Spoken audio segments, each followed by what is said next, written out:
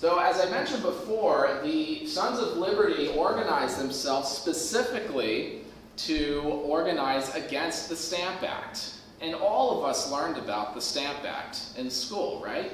I mean, you remember the rallying cry of no taxation without representation. Exactly. So we all remember that rallying cry. And what does that even mean?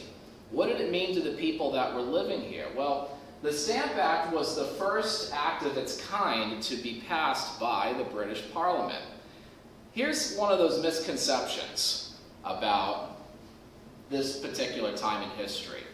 We had been paying taxes and regulations, or at least those of us that were following the law, for decades. Taxes and all those duties and import customs, that was nothing new to us. Those things had existed for decades, and those that were shrewd enough found a way to circumvent those measures by smuggling or illegally importing items from anywhere in the world. What's different about the Stamp Act? The difference is that this is the first direct tax that Parliament levies on the colonies that taxes something that we make ourselves and distribute. We don't need to import paper. Right around 1766, Connecticut started its first paper mill. It was started by Christopher Leffingwell of Norwich, Connecticut, on the banks of the Yantic River. But we were able to acquire and distribute paper throughout the colonies. We didn't necessarily need to import it. We certainly could. You could certainly import it from England.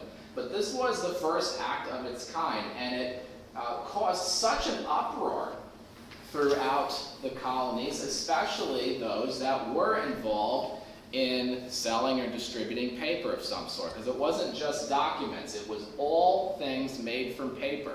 Everything from official documents to playing cards.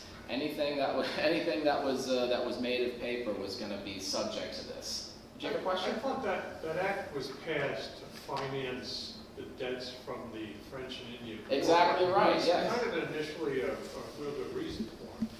Well, in their minds, yes, because England had gone through the better part of a century of warfare.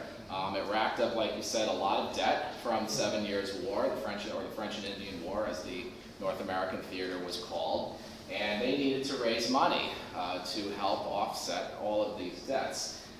The king and Parliament were probably under the assumption that, being good subjects of the King of England, that the colonial Americans would be very patriotic to their mother country.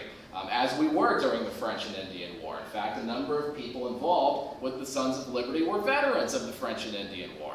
They fought on behalf of the king. They fought on behalf of the British. So that was totally miscalculated. That was totally miscalculated.